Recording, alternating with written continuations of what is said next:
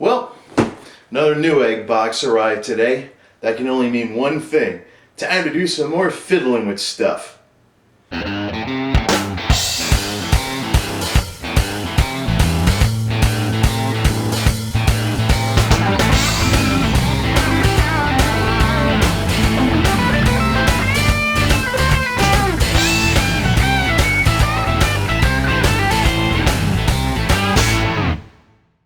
I am at wit's end with this Blu-ray drive. Ever since I identified that the problem with my whole setup was hardware and not software, this thing has been getting much, much worse.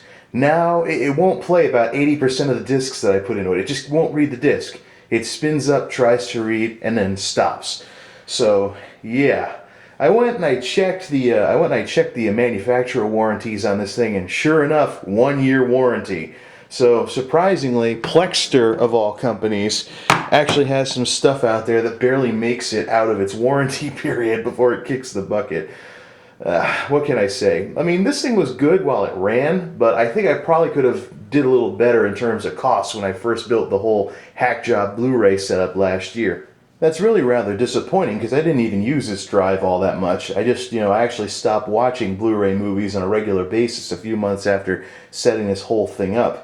So yeah, quite a disappointment. But I can't say I'm altogether all that surprised. Now, I mentioned earlier when I first set this thing up that this was a very, very quiet drive. Now, one problem with quiet electronic stuff is that time after time after time, when I run into something that's quiet, it often trades off noise for cooling. So something that's engineered to run very quietly may kind of be lacking in cooling fans and other things like that. Now, this device, no doubt, was very much fit that description. I'd hear it running very quietly, and sometimes after about an hour or so of playing, this part of it would be really, really warm. I was really concerned about this thing because I was wondering if it had adequate cooling or not.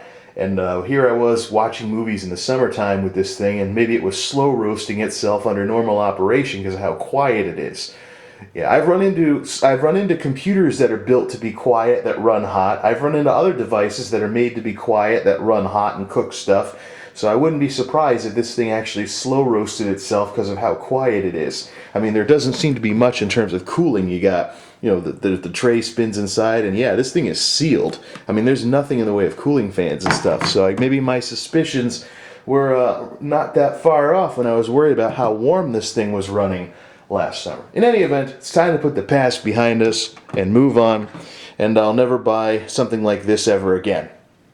So, what am I going to do now? Well, I'm going to do what I should have done in the first place. If I had known what I know now back when I built this Hackjob Blu-ray setup, I would have considered something like this instead, because it actually costs less than the Plextor drive did. And since I didn't use any of the bundled, ultimately I didn't wind up using the bundled software with the Plextor drive, it would have been better for me to just put something like this together, hint hint, and then go buy a Blu-ray program like TMT afterwards. So, what do I have? Well, first I have an OEM BD-ROM drive. This time, obviously from Newegg, and this time it's Lite-On, which is a brand I'm a lot more familiar with. I've been building systems for a couple of years now, and I've been using Lite-On drives and had a relatively good track record with them. It's the other guys that give me the CD, DVD, ROM drives that make cricket noises and stop reading discs and all that other fun stuff.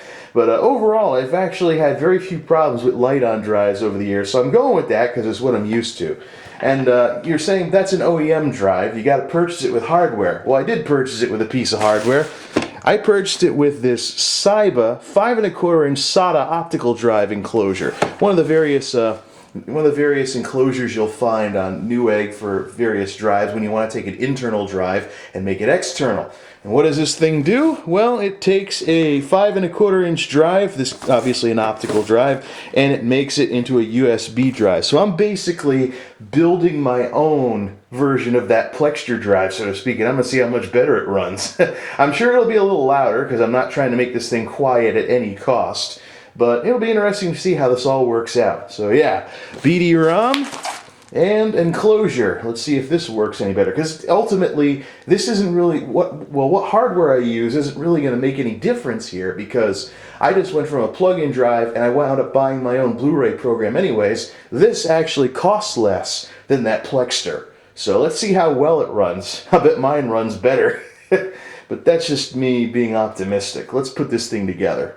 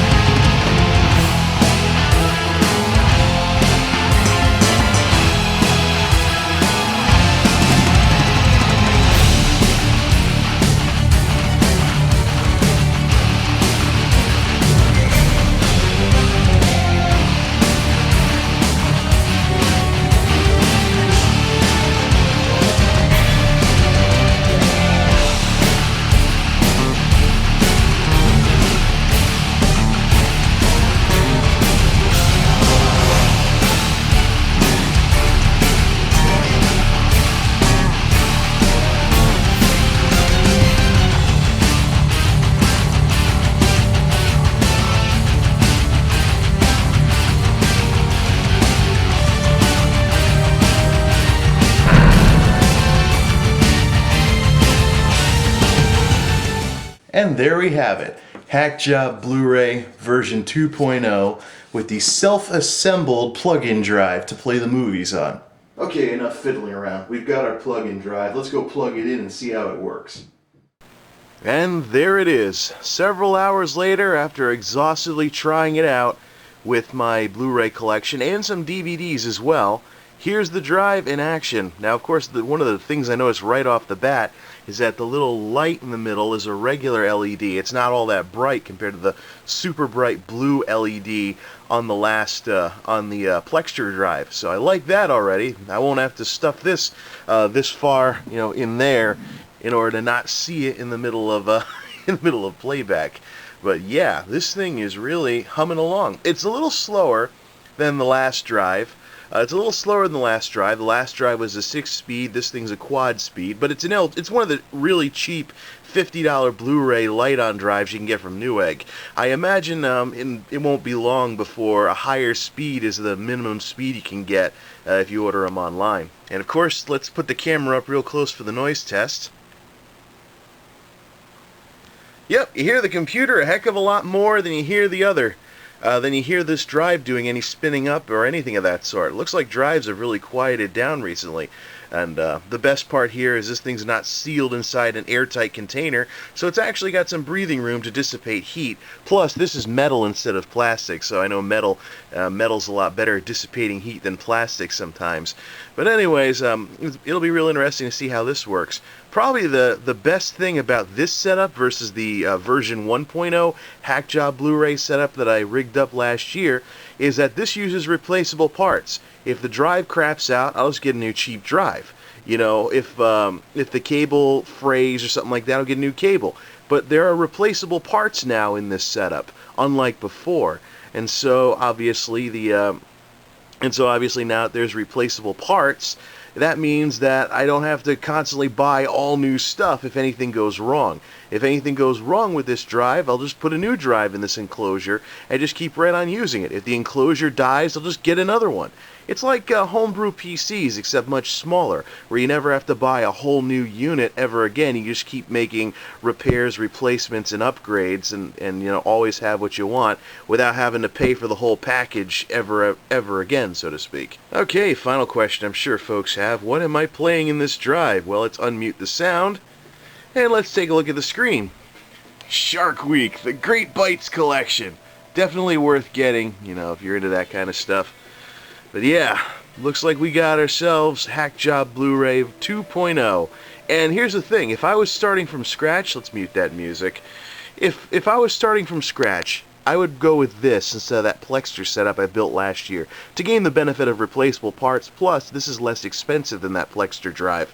So if you don't mind having a quad-speed Blu-ray drive instead of a 6-speed, hey, you know, this is pretty cool. I mean, I just took the cheapest light-on drive I could find, put it in an enclosure, gave it some software, and went to town. Alright, enough pointing the camera at this Blu-ray drive. I think we know it works. So, there's Hackjob Blu-Ray 2.0. Till next time, this is MultimediaJay signing off. Thanks for stopping by.